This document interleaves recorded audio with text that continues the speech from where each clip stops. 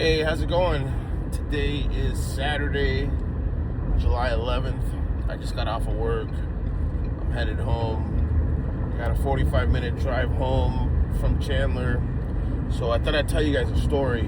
It's ironic because, I'm trying to avoid telling stories about, like, fights or exes or girls, like relationships, or and I don't want to to tell stories and like tell people, say stuff that might offend somebody or hurt somebody's feelings. Not that I care, but I hope that someday, like I mentioned before, that my children or grandchildren or great-grandchildren will see this and think about how crazy their grandfather's life was by the time this whole thing is done. And those of you guys that grew up with me and have been around me know that I've got a lot of crazy stories of stuff that's happened. A lot of job sites that I go on, and I work closely with a group of guys, and I'll tell them a story about something that happened in Hawaii when I lived in Hawaii, and then later on I'll tell them a story about, we'll just be chit-chatting, bring up, and I'll tell them a story about, living in San Diego and going to high school in San Diego, or being in Yellowstone, and, traveling, or some of the trips I've taken, or random stuff that happened when we were growing up, or fights that happened with, random stuff, and after a while, you work with these guys for 6 months or a year, and they're like, I don't know, man, that's a lot of stuff. I just don't see how that much craziness can happen to one person. And it's actually funny because there was a time in my life not that long ago when I would tell guys at work, I would say, you think your life is bad? When life has you down, you're just feeling like, life is really, taking a jab at you. Just ask me how my day was, and you'll feel all better about your life. There was like a few years there when it was just constant, crazy nonsense, misery, and that's my own fault for the people I surrounded myself with. Now it's not the case anymore. But even like my boss's boss, who was my boss, and some of you guys may know I just transitioned to a new company. Well, I went back to an old company. They called me. They made me an offer I couldn't refuse, and so I'm coming back. And there were some people that I didn't necessarily have bad blood with, but I thought maybe were not my biggest advocate and or biggest supporter. And I talked to my boss, the guy recently, who I didn't think really cared for me, and his response was like, dude, you just got so much going on. At the time, you just had so much going on, and at the time realized that. One day he asked me, how's it going? I haven't talked to you in a while. How you been? And then I go to start to tell him whatever I had going on at that exact moment. He's like, wait, you know what? Never mind. Every time you tell me what's going on in your life, you just give me anxiety. So, some things there's some people there's no need to mention, and some things that there's no need to talk about. So this story is not any of those. There are a handful of people who are on my social media who were at this event. One of which I know for sure was my cousin Mike Reed. And I don't know if Matt was there or not. I don't remember if Matt was there or not, but it was a big deal. So some of you guys know I went to high school in San Diego for a couple of years, for a junior and senior year. And at Monte Vista in San Diego, there is a huge wrestling rivalry with the school called Valhalla. And it was our big rival, and it was a big deal, and it happened, every year. And when Monte Vista and Valhalla back in the day would wrestle, like the newspaper was there, like it was standing room only in the auditorium, and it was a big deal. And this particular year, I was asked to wrestle heavyweight, which I was not a heavyweight. at that time. As a matter of fact, I was wrestling 71s at that time. I would get out of football season and drop weight to wrestle 171. And they already had our team already had a solid 171 pounder. Kevin Collier was a solid 171 pounder. And by all rights, I should have went 189 because I was naturally heavier than him. But I didn't want to go 189, and I could make 71s. I wanted to wrestle that weight, and so that's what I did. And so in this particular time, we didn't have, Tino Ramirez was still young, and, there wasn't a prominent heavyweight on our team at the time. And so I was asked, and I agreed to go heavyweight. And the team we were wrestling had a really light heavyweight varsity wrestler. He was like 225, and it wasn't a big deal. And he was a young kid, and he wasn't really experienced. But the second string guy was a senior, and he was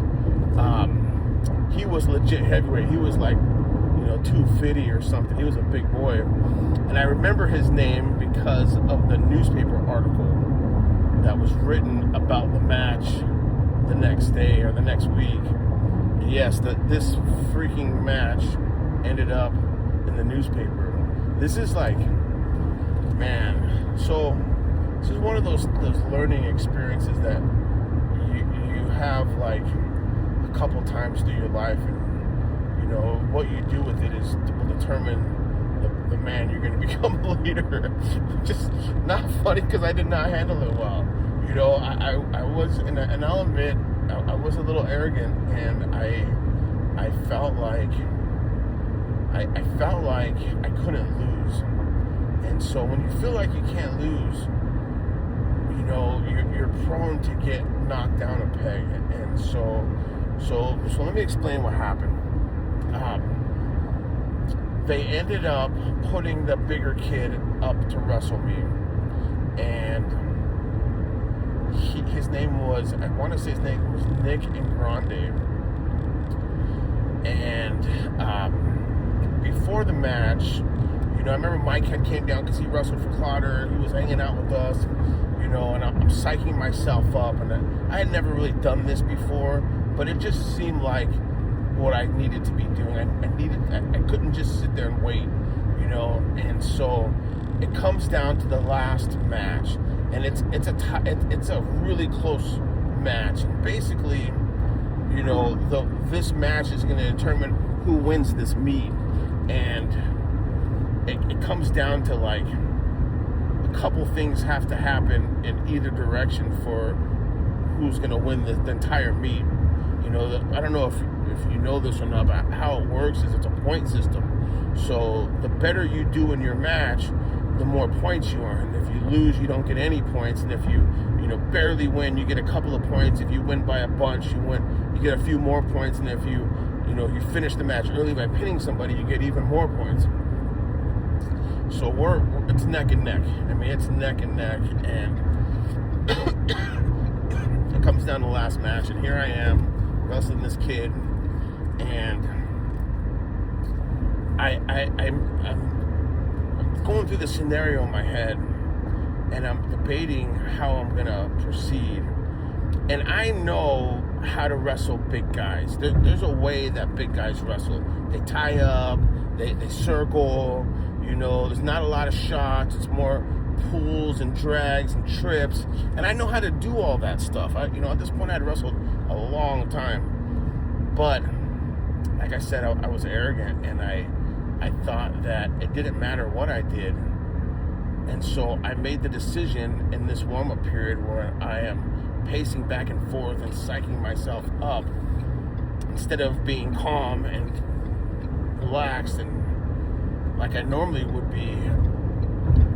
I made the decision that I was going to wrestle my match the way that I wrestle. I like to shoot, I like to go fast and go. I had this thing that I would do where on the opening whistle every match I tried to shoot for the ankle, and as soon as that ref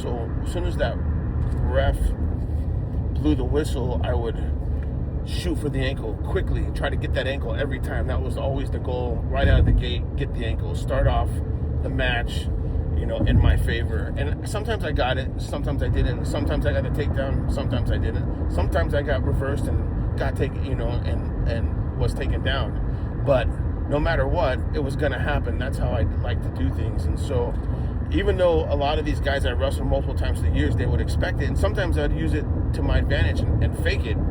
But in this particular match, I just made the decision that I'm going to wrestle my match. I'm going to wrestle the way that I wrestle, and that's the game plan. And so we go out there, and the whistle blows and the match starts, and I don't know how long it was. I did not shoot right off the bat, but I did shoot, which I should not have done. I realize that now. He was just so much heavier than me. And when he pancaked, it depends on how I shot it. I mean, if you shoot high on somebody big like that, and you can get the leg and stop them from being able to back up, push their leg back to stop themselves, then you might get a trip. But that's not what I did. I went for a shot like I would on anybody else, and he pancaked, and at that moment I realized how heavy he was and how difficult he was to move around. And in the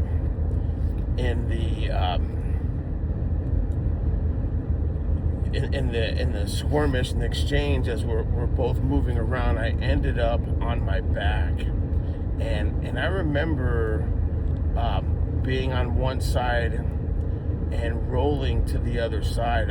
I in my opinion was not pinned, but it I don't know. He called the pin. It's fine. It is what it is. But it was shocking and unexpected, and it was over very quickly. And I was super bummed. And we lost the meet. And I remember standing up, and the ref raising his hand, and just being ashamed, like covering my face. I didn't want to talk to anybody. I didn't want to see anybody. I think I dropped down to a knee and then to my butt, and I just covered my face. And people were like, "Oh, I'm sorry." But I remember Coach Clotter, I guess he thought I was crying. I was not crying, but he walked past me and said, "Stop crying, sissy," or something like that. I don't remember what he said. Something like that. And man, it was so difficult for me to take. It was such a tough loss. Like, I didn't go to school for a couple of days. I just didn't want to talk about it. I didn't want to talk to anybody about it. It was very difficult for me to deal with. And then I got over it. It is what it is. I live to wrestle another day. But the thing that really put the icing on the cake was the newspaper article, and I wish I had it. I probably could find it. It was the Daily Californian, and they covered high school sports in San Diego, and I think the headline was something like, I remember my stepdad Grandpa Eric reading it out loud, and it was like they had billed it David and Goliath, and this time Goliath won, or something like that. They had his picture, Nick and Grande, because it was a big deal. It was a big deal, and it was very humbling, and like I said, very difficult to deal with. I think that Clotter put me in that position because we really thought that I was going to wrestle the lighter guy, which just made sense, and it was very smart of that coach to put the other guy in. I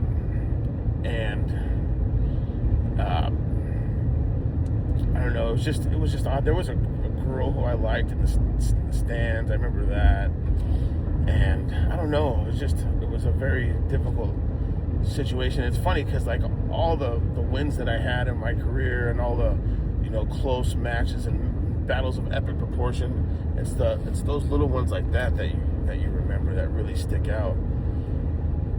I don't know. I just thought I'd share.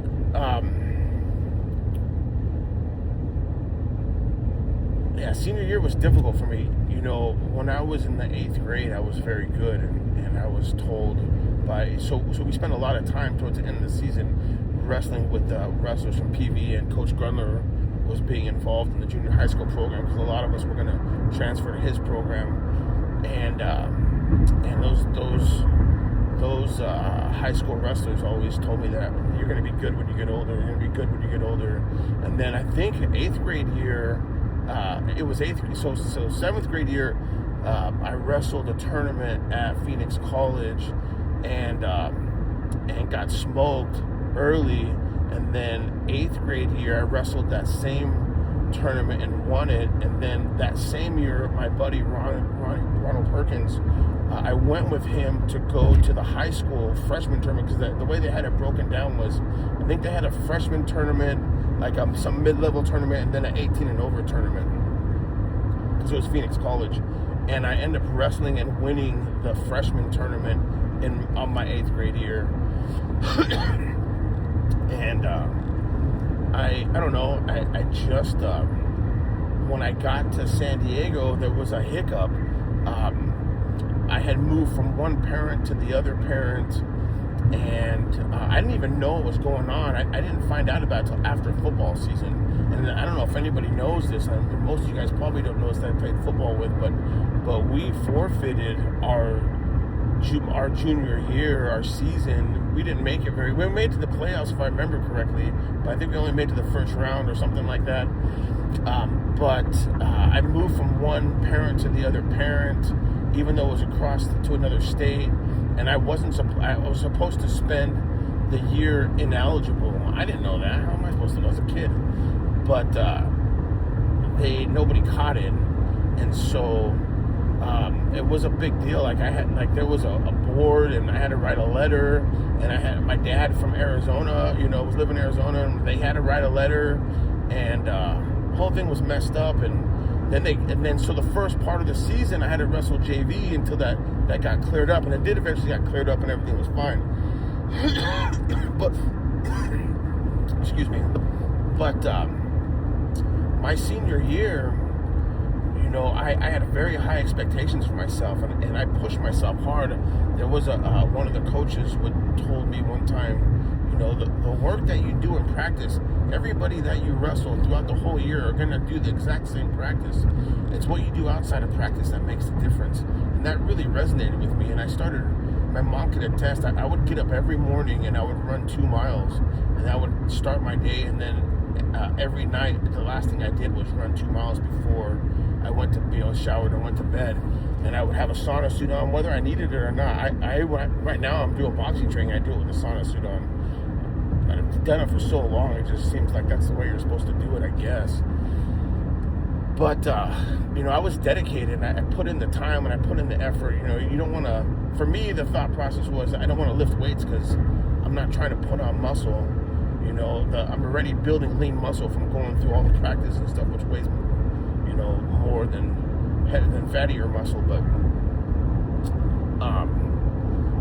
But I did want to, continue to push myself and push myself and push myself.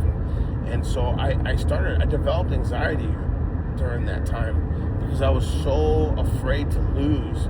I felt like, I should have been better than I was. I was very arrogant my junior year, but my senior year, I never told anybody, and I still acted as if, but, I was super, super nerve-wracking, and like this, the anxiety would build up before a match so much so that it got to the point where I didn't want to be there anymore.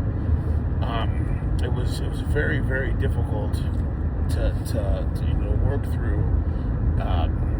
And then even once the match started, I was fine, but the anxiety was overwhelming to the point where I'd want to vomit on myself. It was very, very difficult. And then I got through senior year, and it was just okay. It wasn't great. It wasn't what I had hoped for myself, but I probably am just being hard on myself. But anyways,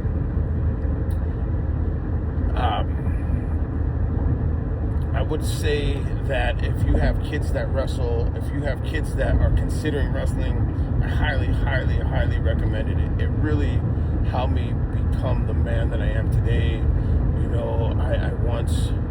I feel like for me, when life gets hard, I have a tendency to put my head down and work hard. I feel like something that I learned from that experience was, no matter what the situation is, no matter how difficult it is, it's never going to be as difficult as when a Clotter's fucking wrestling practices in 120 degree weather, 120 degree heater on. I feel like it just helped me to be, the optimistic, refuse to give up, refuse to accept defeat person that I am. So, I don't know, I just thought I'd share that story. It was pretty funny. I ended up coming up in conversation, and I made the decision at that moment, that's the story I'm going to tell. I have a lot of stories, and I have, a lot of little crazy things that I went through, but, I don't want to talk about fist fights or, other things that I just don't feel like it's right for what I'm doing here. So anyways, if you have a story that you were involved in or part of, let me know. There's a lot of people that see these that I talk to that say, oh, something about this story, or I remember when that happened. So there was a scenario that happened in high school that was pretty crazy that I told the story of recently to somebody. It came up in a specific thing that happened in it, and I ended up telling the story, and that one I might make an exception for because it's a pretty funny story. But anyways, stay prayed up.